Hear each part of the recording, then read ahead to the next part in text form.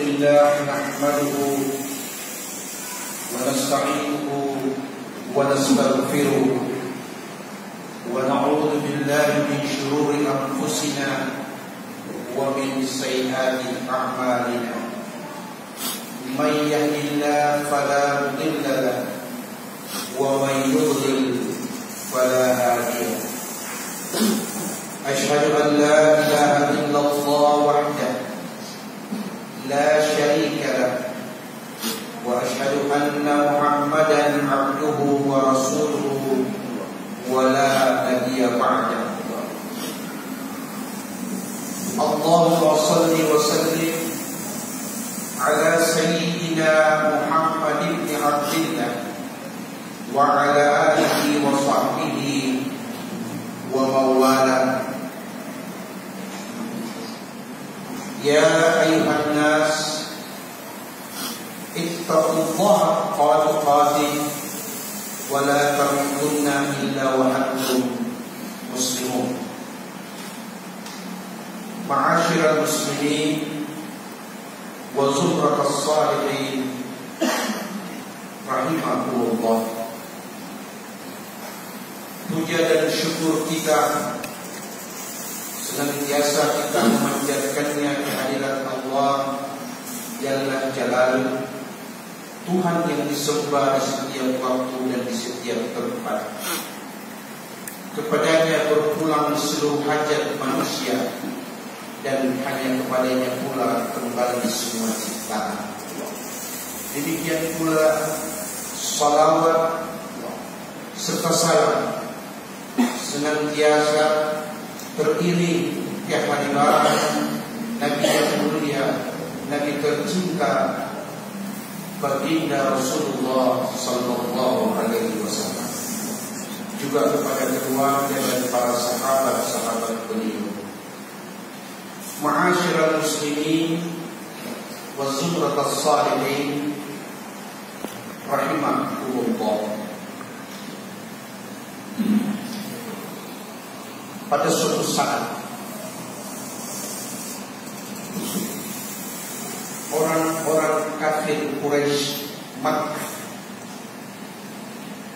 mereka bertanya kepada baginda Rasulullah sallallahu alaihi wasallam.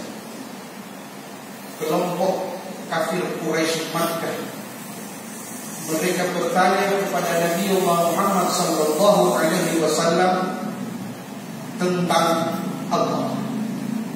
Pertanyaan mereka adalah, hai Muhammad, engkau selalu mengajarkan dan selalu menyampaikan dan memberitakan tentang Allah, Tuhan yang engkau sembah, Tuhan yang mengajarkanmu Islam. Sekarang kami ingin tahu seperti apa Tuhan yang engkau sembah, macam apa dia dan bagaimana rupanya. Sebab sebagaimana engkau ketahui wahai Muhammad, kami punya Tuhan-Tuhan yang dapat dilihat bahkan dapat disentuh. Lata, Uzza, Hubal, Manat. Demikian kata sekelompok orang-orang kafir Quraisy Makkah. Saat itu Rasulullah terdiam. Rasulullah tak dapat menjawab pertanyaan yang seperti itu. Kemudian datang firman Allah melalui malaikat Jibril alaihissalatu wassalam. Turunlah satu surah yang kemudian kita kenal dengan sebutan surah Al-Ikhlas. Allah Subhanahu wa ta'ala dalam surah tersebut menjelaskan untuk menjawab pertanyaan kelompok Quraisy tadi dengan mengatakan Bismillahirrahmanirrahim. Qul, katakanlah wahai Muhammad, huwa Allah, dia yang mereka tanyakan adalah Allah. Siapa Allah tersebut? Allahu Samad. Allah yang dimaksud itu adalah tempat bersandarnya semua ciptaan. Seperti apakah Allah yang kau maksud tersebut? Lam yalid wa lam yulad. Allah yang dimaksud adalah tidak beranak dan tidak beranak. Ma'asyiral muslimin jamaah Jumat yang dirahmati Allah. Ayat tersebut kemudian ditutup dengan ucapan walam yakun lahu kufuwan ahad, yang maknanya Dia Allah tempat kita bersandar, Dia Allah tempat kita menyadari keesaannya. Ahad, dengan kata ahad inilah semua hal yang diprasangkakan manusia dinafikan dengan kata ahad. Allah yang kita sembah memiliki beberapa hal yang tidak dimiliki oleh makhluk. Pertama, Allah tidak memiliki lawan. Allah tidak memiliki tandingan, dan Allah tidak memiliki kesamaan. Itu yang dimaknai dengan kata huwa ahad. Dialah Allah, Tuhan yang besar. Tuhan yang besar inilah sebagai satu-satunya Tuhan di mana semua kita ciptaan Allah bersandarkan kepadanya hidup dan mati kita. Ini yang dinamai dengan makna as-samad, tempat kita menyandarkan diri. Allah menutup surah Al-Ikhlas dengan ucapan lam yakun lahu kufuwan ahad. Allah yang kita sembah, Allah yang kita besarkan, Allah di mana kita bermunajat dan berhajat. Allah itu tidak memiliki yang setara dengannya. Tidak ada satupun yang sekufu dengan Allah. Tapi mari kita perhatikan kenyataan hidup sebagai kaum muslimin dan muslimah. Adakah ketika kita dalam kehidupan menyadari bahwa Allah itu besar? Berapa banyak lisan-lisan mengucapkan Allahul Ahad, Allahul Ahad, tetapi masih ada hal lain yang lebih dia utamakan daripada Allah Tuhan. Berapa banyak hati-hati manusia yang menyadari wujudnya Allah, tetapi tidak sedikit pula hati-hati manusia yang tidak menjadikan Allah sebagai tempat sandaran. Hal ini dapat kita buktikan ketika seseorang memperoleh kesulitan, musibah dan petaka. Saat itu yang pertama disadarinya adalah siapa penyebab musibah ini, siapa yang menyebabkan adanya petaka ini. Padahal sebagai orang yang beriman, yang menyadari makna surah Al-Ikhlas, hal yang pertama yang harus dilakukannya adalah mengembalikan itu kepada Allah Tuhan yang Maha Besar. Ma'asyiral muslimin wa zumratus salihin rahimakumullah. Kesadaran kita akan keesaan Allah hanya dalam pemahaman, tapi tidak dalam fakta kehidupan. Saat kita ditimpa kesulitan ekonomi, saat kita digerah oleh berbagai kesulitan dan kesulitan, saat itu pula kita selalu mencari siapa yang dapat disalahkan dan siapa yang dapat dijadikan sebagai alasan untuk tidak menerima kesulitan tersebut. Padahal sangat jelas dalam kehidupan kita. Dalam Quran Allah Subhanahu wa taala menjelaskan, wa in tusibhum hasanatun yaqulu hadhihi min 'indillah. Dan mereka manusia bila ditimpa suatu kebaikan dan diberi karunia oleh Allah, yaqulu hadhihi min 'indillah, semerta-merta saat itu mereka berkata kebaikan ini datangnya dari Allah. Wa in tusibhum sayyi'atun yaqulu hadhihi min 'indik. Tetapi ketika mereka manusia diberi kesulitan dan musibah dan petaka, saat itulah mereka mengatakan ini disebabkan karena engkau. Katakan kepada mereka manusia, kullun min indillah, yang baik yang kau dapati, yang buruk yang kau terima, semua datangnya dari Allah Tuhan yang besar. kebaikan datangnya dari Allah? Dan mengapa pula keburukan datangnya dari Allah? Ayat tersebut menjelaskan kepada kita kebaikan yang kita dapati bermula dari apa yang kita lakukan dari suatu kebaikan. Maka Allah pun menjadikan itu sebagai ketetapan, turunlah kebaikan. Namun bila ada suatu hal yang buruk yang menimpa diri kita, maka tentunya kita juga menyadari keburukan yang datang berawal dan bersebab dari diri kita. Ketetapan Allah turun berdasarkan sebab yang dibuat oleh manusia. Ma'asyiral muslimin, jamaah Jumat yang dirahmati Allah, mari kita lihat contoh virus corona. Virus corona sudah merebak di berbagai belahan bumi ini.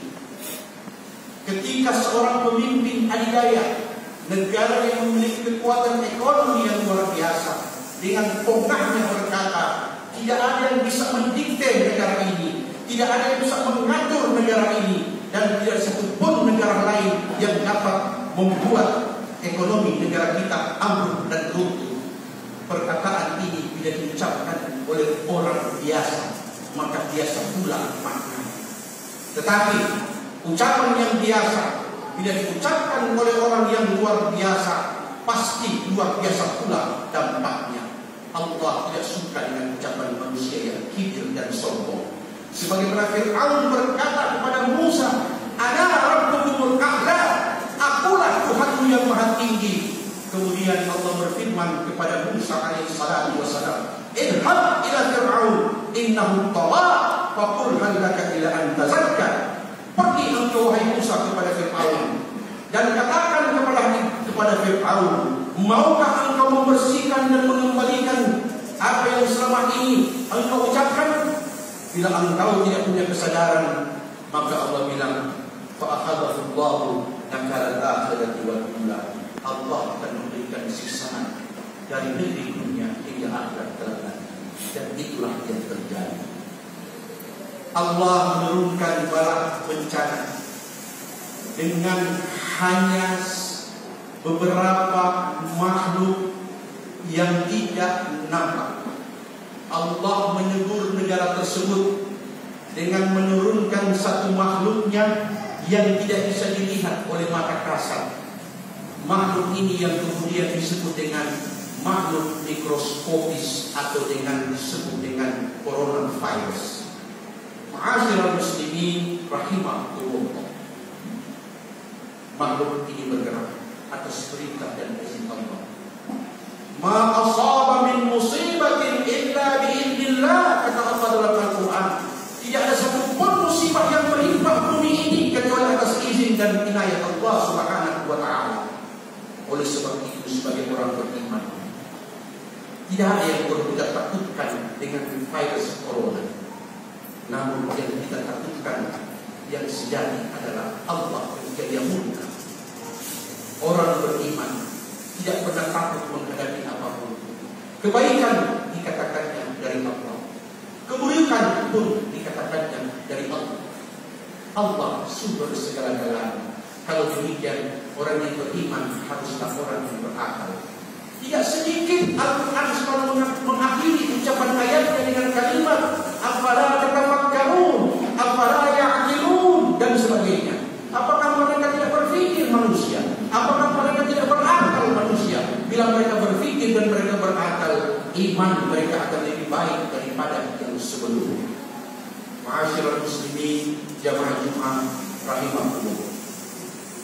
Pada akhirnya Quran surah Al-Ikhlas disebut dengan Al-Ikhlas yang maknanya adalah kemurnian, kesucian dan ketulusan. Itulah ikhlas. Kita mengisahkan Allah tanpa pamrih, kita mentauhidkan Allah tanpa pilihan, dan kita mengakui Allah dengan segala kemahkuasaannya sebagai Tuhan yang sangat wajar untuk kita sembah dan kita sandarkan hidup dan mati kita. Quran 30 juz diawali dengan surah Al-Fatihah, kemudian ditutup dengan dua surah yang disebut dengan Al-Awwidatayn. Ma'asyiral muslimin, jamaah Jumat yang dirahmati Allah.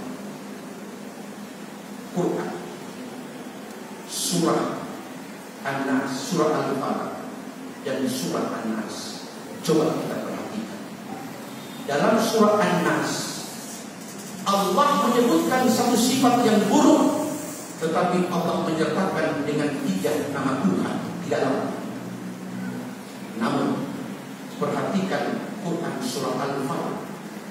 Allah menyebutkan 4 sifat keburukan, tapi Tuhan hanya menyebut dengan 1 nama Tuhan. Artinya, pada Quran surah An-Nas, satu sifat yang buruk membutuhkan 3 nama Allah untuk mencegahnya. Sedangkan dalam Quran surah Al-Falaq, 4 kejahatan manusia cukup 1 nama Tuhan dapat kita berlindung. Mari kita lihat. Pada Quran surah Al-Falaq, Allah memulai dengan ucapan Bismillahirrahmanirrahim. Qul a'udzu birabbil falaq. Katakanlah wahai Muhammad, aku berlindung kepada Tuhannya Al-Falaq. Al-Falaq artinya pertemuan 2 waktu, penghujung malam dan awal pagi. Itulah Falaq namanya. Berlindung kata Allah di waktu itu, karena kejahatan terjadi di saat-saat waktu itu. Berapa banyak manusia yang Allah sadarkan dengan kalimat as-salatu khairun minan naum, tapi yang datang ke masjid dan yang terlelap lebih banyak yang terlelap, seakan-akan lupa peringatan Allah. Di waktu subuh kita berlindung kepada Allah dengan ibadah. Qul, katakanlah wahai Muhammad, a'udzu birabbil falaq, aku berlindung kepada Tuhannya Rabbul Falaq. Min syarri ma khalaq, dari kejahatan makhluk yang Allah ciptakan. Wa min syarri nafathati fil 'uqad, itu yang pertama, dari kejahatan makhluk. Yang kedua, wa min syarri nafathati fil 'uqad, dan dari kejahatan penyihir-penyihir yang meniupkan mantra-mantra melalui buhul-buhulnya. Itu kejahatan yang kedua. Wa min syarri hasidin, wa min syarri nafathati fil 'uqad, wa min syarri hasidin idza hasad, dan dari kejahatan orang yang dengki ketika dia melaksanakan niat kedengkiannya itu. Kita perhatikan. Untuk 4 kejahatan cukup berlindung dengan 1 nama Tuhan yang disebut Rabbul Falaq. Tapi perhatikan Quran surah An-Nas. Allah mengatakan, Qul a'udzu birabbin nas. Katakanlah wahai Muhammad, aku berlindung kepada Rabbun Nas, Malikin Nas, Ilahin Nas, Tuhannya yang memelihara manusia, Tuhannya manusia, Rajanya manusia, dan yang terakhir sesembahan manusia. 3 nama Allah, 3 sifat Tuhan kita pakai, kita ucapkan hanya untuk berlindung dari 1 kejahatan yang disebut alladzi yuwaswisu fi sudurin nas. Kejahatan apa yang lebih dahsyat daripada wiswas? Ketika kita beribadah, timbul perasaan wiswas. Ketika kita mau bersedekah, timbul wiswas. Kasih atau tidak. Ketika kita mau berangkat kewajiban menunaikan ibadah haji, setor atau tidak. Begitu banyak wiswas merusak ibadah kita umat Islam, dan inilah kejahatan yang sejati. Makanya Allah turunkan penutup Quran dengan surah An-Nas. Manusia membutuhkan kadang-kadang lebih dari 1 sifat Allah untuk berlindung dari kejahatan ciptaan makhluk Allah. Ma'asyiral muslimin, jamaah Jumat yang dirahmati Allah. Pada akhirnya, mari sama-sama kita bermohon kepada Allah Subhanahu wa taala. Semoga Quran dibuka dengan surah Al-Fatihah dan ditutup dengan 2 surah yang berlindung kepada Allah. Kita berlindung dari segala kejahatan makhluk ciptaan Allah, dan kita bermohon kepada Allah. Semoga Allah menolong dan membantu kita. Semoga Allah